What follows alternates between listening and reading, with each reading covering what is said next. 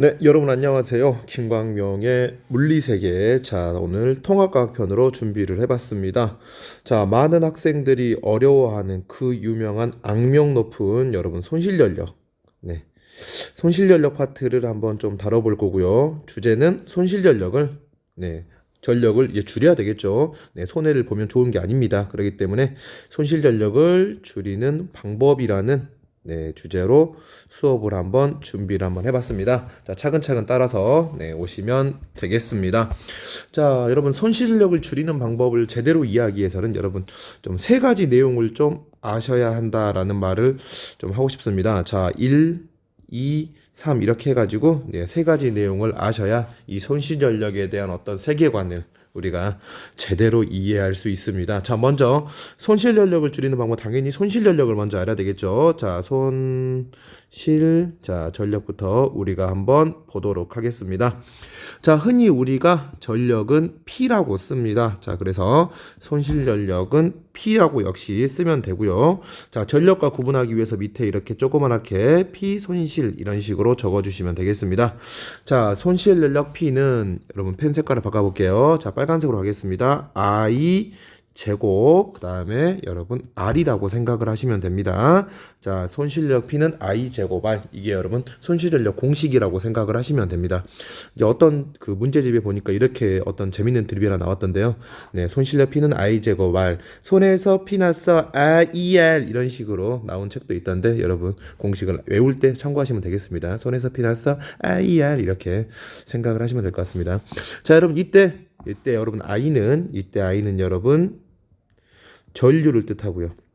그리고 옆에 있는 R은 바로 저항을 뜻하는데 이 저항이 바로 송전선, 전기줄이죠. 송전선의 저항을 뜻하는 겁니다. 자, 손실전력이 생기는 이유는 바로 이 송전선의 저항 때문이고요. 송전선의 저항 때문에 여러분 무엇이 발생한다? 열에너지가 발생을 해가지고 여러분 이 부분을 이제 우리는 손해를 봤다라고 이야기를 하는 겁니다. 그래서 먼저 손실전력에 대해서 우리가 알아야 되고요. 손에서 피나서 IR 손실전력 먼저 아셔야 되고요. 자, 그다음에 두 번째는 여러분 전력에 대해서 아셔야 합니다. 자, 전력은 바로 전압 곱하기 전류가 되겠죠. 전압과 전류를 곱해서 사용시간을 곱해가지고 한국전력에서 여러분 집으로 전기세가 이제 한 달에 한 번씩 나가게 되는 거죠. 자, 그리고 이것도 역시 기호 체크 한번 하도록 하겠습니다. 자, 여러분 전력은 여러분 이렇게 P라고 쓰고요. 네, 전압은 우리가 이제 V라고 쓰고요.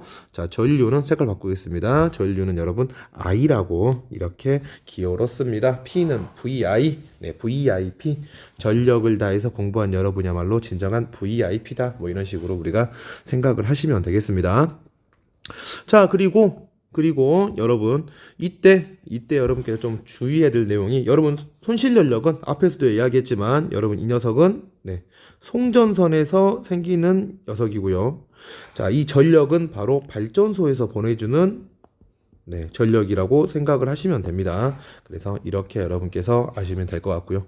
자, 그리고 여러분께서 아셔야 할 세 번째 내용은 바로 송전선의 저항이죠. 바로 저항에 대해서 좀 정리를 해볼 필요가 있습니다.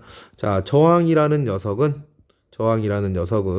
바로 그 어떤 선을 이루고 있는, 그 어떤 물질이 이루고 있는 재질과 연관이 되어 있고요. 이게 금으로 만들어졌는지 은으로 만들어졌는지 구리로 만들어졌는지 알루미늄이 철인지 그 재질과 관련이 되어 있고요.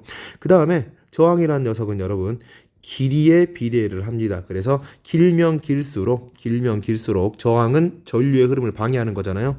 그래서 길면 길수록 계속해서 이렇게 방해를 할 수가 있습니다. 그래서 길이에 비례한다 라고 생각하시면 될 것 같고요. 자, 그 다음에 저항은 바로 면적에 반비례한다라고 생각을 하시면 됩니다. 자, 흐르는 녀석을 괴롭히고 싶습니다. 방해하고 싶은데 면적이 크다고 생각을 한번 해보세요. 그럼 어떻게 되겠습니까, 여러분? 여기서 이제 기다리면서 괴롭혀야지 하고 있는데 옆으로 슝슝 지나가 버리겠죠. 그렇기 때문에 면적이 크면 클수록 여러분 전류의 흐름을 방해하지 못합니다. 그래서 면적에는 반비례한다라고 이런 식으로 체크를 해두시면 되겠습니다. 그래서 이렇게 우리가 이렇게 우리가 세 가지 내용을 가지고 한번 연관을 지어보면서 손실 전력을 줄여보도록 하겠습니다. 자, 손실 전력을 줄여보도록 하겠습니다. 자, 손실 전력을 줄이기 위해서는 자, 먼저 간단하게 저항을 줄이는 방법이 있습니다. 저항을 줄이기 위해서는 여러분 저항 쪽으로 가보겠습니다. 저항을 줄이기 위해서는 저항이 작은 재질을 쓰면 됩니다. 현재 우리가 사용하고 있는 전선은 다 구리선을 쓰고 있는데 구리선 대신에 뭐를 쓰면 됩니까? 바로 금을 쓴다든지 아니면 뭐 은을 쓰는 방법이 있겠죠. 그래서 이런 방법이 있는데 이렇게 되면 뭐 망하겠죠. 그래서 이런 방법은 좋은 방법이 아닙니다. 자, 그래서 다른 방법을 쓴다고 생각해 보면은 저항을 줄이기 위해서 이제 길이를 줄이는 방법이 있겠죠. 발전소와 집 사이의 거리가 가까우면 됩니다. 우리 집 바로 옆에 원자력 발전소가 있으면 됩니다. 그럼 어떻게 될까요? 굉장히 불안하겠죠. 자, 그래서 이것도 역시 좋은 방법이 아니고요. 자, 그다음에 어떤 방법이 있습니까, 여러분? 면적을 늘리는 방법이 있습니다. 여러분, 가는 전기줄을 엄청나게 두껍게 만들면 됩니다. 자, 근데 전기줄이 두껍게 되면 무겁겠죠. 전봇대 부러집니다. 이것도 역시 좋은 방법은 아닙니다.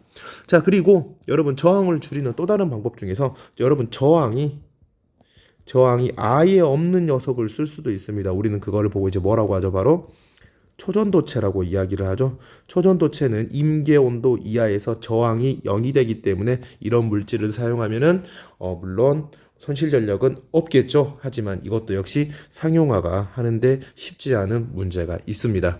자, 그래서 저항을 줄이는 방법은 좋은 방법이 아니다. 그러면 어떤 방법을 써야 하느냐?